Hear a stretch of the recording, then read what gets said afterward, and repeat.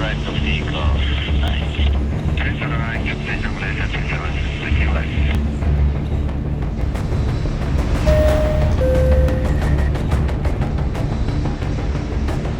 Kalau kita ngebahas tentang kecelakaan pesawat, sebenarnya ini menjadi kecelakaan yang paling mengerikan ya, yang mungkin bisa dialami oleh manusia gitu. Karena skenario-skenario yang terjadi tuh ngeri aja gitu.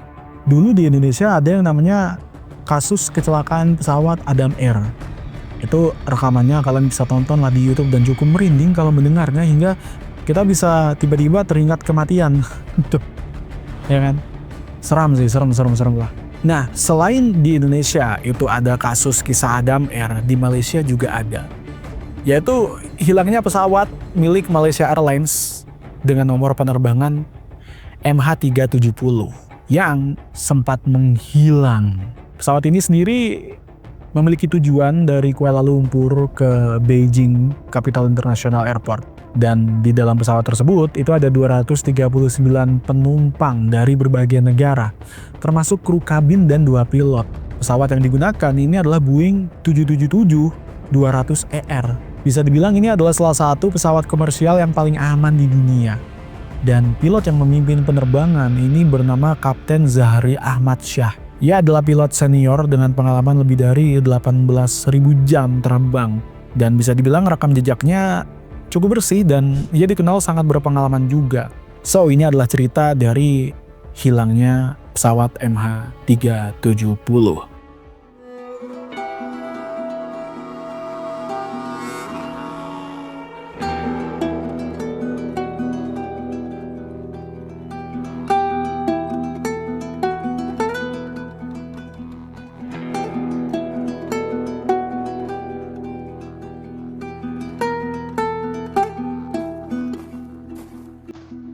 Jadi pada tahap awal penerbangan, sebenarnya semuanya tuh berjalan normal.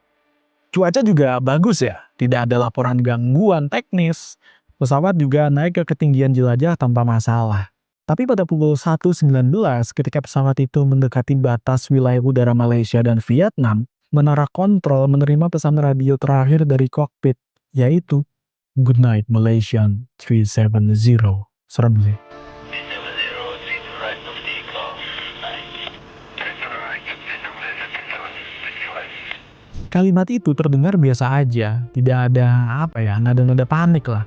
Gak ada indikasi keadaan darurat juga sebenarnya. Namun beberapa menit setelah komunikasi itu, ada sesuatu yang sangat aneh terjadi. Jadi MH370 ini itu tidak pernah melakukan kontak dengan pengawas lalu lintas udara Vietnam, seperti seharusnya. Nah, pada saat yang hampir bersamaan, transponder pesawat tiba-tiba berhenti mengirimkan sinyal. 370 lost contact with Subang Air Traffic Control this morning. Sistem transponder pesawat ini tuh biasanya menampilkan semacam kayak identitas dan posisi pesawat gitulah di radar sipil. Begitu transpondernya mati, MH370 juga langsung menghilang dari layar radar sipil tentunya. Bagi para petugas di menara kontrol, pesawat itu tiba-tiba kayak lenyap aja gitu. Awalnya ya banyak orang mengira kalau pesawat itu ya mungkin jatuh di wilayah lautan Cina Selatan. Namun beberapa jam kemudian muncul informasi yang jauh lebih membingungkan. Jadi radar militer Malaysia ternyata masih melihat sebuah objek yang bergerak di udara. Yang objek itu diyakini sebagai MH370. Dan yang membuat situasi itu semakin aneh adalah pesawat tersebut tuh nggak jatuh, tapi sebaliknya, yaitu melakukan belokan tajam dan kembali terbang melewati daratan Malaysia. Pesawat sepanjang lebih dari 60 meter itu berubah arah di tengah malam tanpa komunikasi ya kan, tanpa sinyal dan identitas, dan nggak ada penjelasan sama sekali lah. Sejak saat itu, MH370 itu menjadi salah satu misteri terbesar dalam sejarah penerbangan modern. Nah, untuk memahami sebenarnya apa yang terjadi ya pada pesawat MH370 ini, para penyelidik tuh fokus pada periode waktu antara jam 1.19 sampai jam 2.22 pagi atau dini hari lah. Jadi bisa dibilang ini adalah waktu yang dianggap paling penting dalam kasus ini. Nah, agar sebuah pesawat komersial itu bisa hilang dari radar sipil, maka transponder tuh harus dimatikan secara manual. Ini bukan sesuatu yang terjadi karena kesalahan sistem sebenarnya. Karena ya tombolnya itu harus diputar oleh seseorang di kokpit. Artinya, sangat besar kemungkinan bahwa seseorang dengan akses ke kokpit sengaja mematikan sistem tersebut. Begitu transpondernya mati, pesawat tidak lagi terlihat sebagai identitas penerbangan di radar sipil. Namun radar militer tentu masih bisa melihat objek fisiknya ya kan. Dan data radar militer juga menunjukkan sesuatu yang tidak biasa. MH370 itu melakukan belokan yang hampir 180 derajat gitu lah, gitu.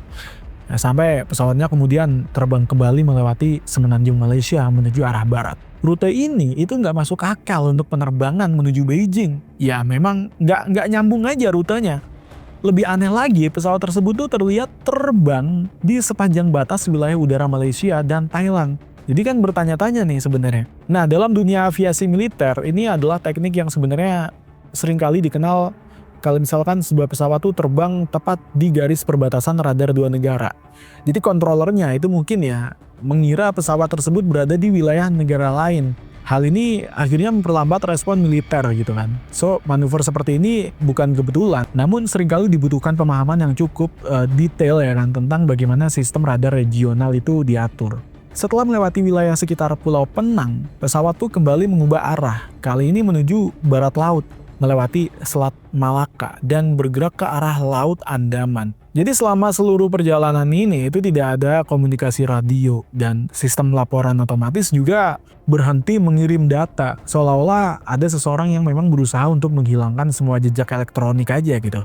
Namun ada satu sistem yang tidak sepenuhnya bisa dimatiin, yaitu antena satelit yang terhubung dengan jaringan komunikasi global. Ini masih secara otomatis mencoba untuk melakukan koneksi. Dan justru dari sinyal kecil inilah, para penyelidik tuh akhirnya menemukan petunjuk yang paling penting dalam kasus MH370 ini.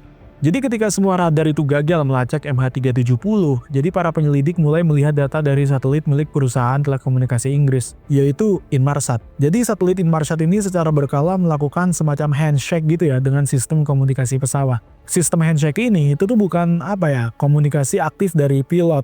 Tapi ini tuh kayak semacam sistem yang mencoba untuk memeriksa apakah pesawat ini masih terhubung dengan jaringan satelit atau enggak. Ternyata setelah MH370 ini hilang dari radar, satelit masih menerima 7 headset otomatis dari pesawat tersebut. Ini berarti pesawat masih terbang selama berjam-jam setelah menghilang. Masalahnya, data handshake itu tidak memberikan koordinasi GPS yang tersedia gitu kan. Dan yang diberikan hanya data waktu dan frekuensi sinyal aja. Meski begitu, para analis juga menemukan cara untuk mengekstrak informasi penting dari dua parameter teknis tersebut yang berupa BTO dan BFO. Jadi BTO itu apa? BTO ini kayak semacam burst timing offset yang menunjukkan berapa lama sinyal tuh melakukan perjalanan antara pesawat dan satelit gitu. Dan dari sana penyelidik juga memperkirakan jarak pesawat dari satelit yang hasilnya adalah serangkaian garis lengkung besar di peta yang dikenal sebagai arc atau busur.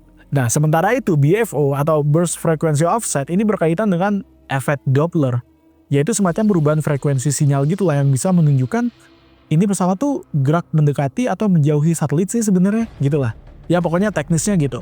Nah, setelah berminggu-minggu dilakukan analisa, kesimpulan akhirnya ditemukan. MH370 itu tidak terbang ke utara, melainkan menuju ke Asia Tengah. Sebaliknya pesawat tersebut itu malah terbang jauh ke selatan, menuju ke wilayah terpencil di Indian Ocean. Nah, wilayah Indian Ocean ini dikenal sebagai salah satu bagian laut paling terpencil di planet bumi ya. Dan memang kedalamannya bisa mencapai lebih dari 6.000 meter. Dengan arus laut yang sangat kuat sekali, data satelit juga menunjukkan bahwa pesawat kemungkinan terus terbang selama sekitar 6 jam setelah menghilang dari radar. Selama waktu itu jalurnya terlihat cukup stabil.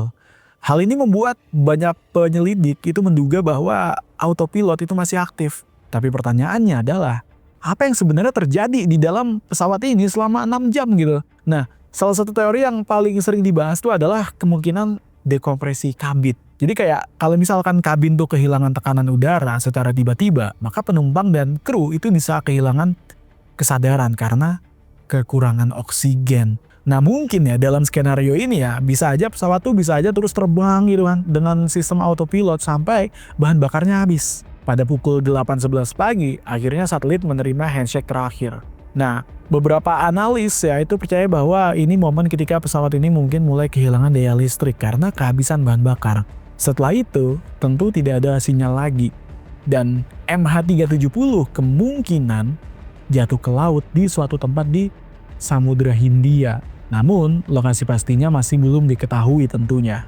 Akhirnya, kasus ini mulai terkuak sedikit demi sedikit. 1 tahun setelah pesawatnya hilang. Jadi ada bukti fisik yang akhirnya ditemukan, tepatnya pada Juli 2015. Ada sebuah bagian sayap pesawat yang dikenal sebagai flaperon, itu ditemukan di pantai Reunion Island, yang ini berada ribuan kilometer dari area pencarian utama. So, analis itu kemudian memastikan bahwa bagian tersebut itu berasal dari pesawatnya MH370. Sejak saat itu, beberapa serpihan lain juga ditemukan di pesisir Afrika Timur dan Madagaskar. Namun penemuan ini sebenarnya tetap tidak benar-benar menyelesaikan misteri kayak gitu, karena ya malah menimbulkan pertanyaan baru aja. Kalau misalkan ya pesawatnya jatuh ya secara tidak terkendali dari ketinggian, biasanya puing-puing itu akan hancur menjadi potongan-potongan kecil. Namun beberapa bagian yang ditemukan relatif masih utuh.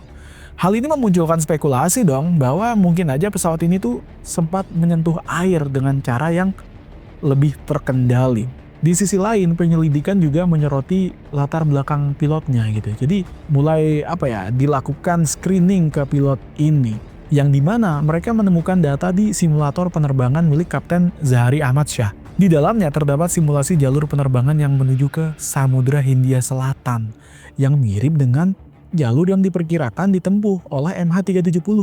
Temuan ini langsung memicu teori dan juga kontroversi dong, yang kemungkinan ini adalah aksi wundir oleh pilot. Namun tidak ada bukti langsung juga yang benar-benar mengkonfirmasi teori itu, karena teman, keluarga, dan rekan-rekannya si Zahari juga mengatakan bahwa ya ini tidak menunjukkan tanda-tanda masalah psikologi sebenarnya. Tapi sampai sekarang tidak ada satu teori pun yang mampu menjelaskan semua hal yang sebenarnya terjadi secara lengkap gitu. Tapi gimana menurut kalian? Apakah ini adalah aksi yang disengaja, tidak disengaja, atau apa? Atau ada alien yang mencoba untuk melakukan yang namanya gangguan gitu terhadap pilot dan juga pesawatnya? Kalau kalian punya teori lain, coba deh tulis di komentar. So, itu tadi adalah cerita tentang hilangnya pesawat MH370. Kalau kalian suka cerita-cerita seram dan creepy dan penuh paradoks dan kebingungan ketika mencoba untuk menjelaskannya gitu kan, penjelasannya seperti apa, kalian bisa langsung aja subscribe channel Paradox Story. Terima kasih udah nonton, aku Zagenos. Jangan lupa tonton video lainnya dan subscribe channel ini. Oke? Sampai jumpa di video berikutnya.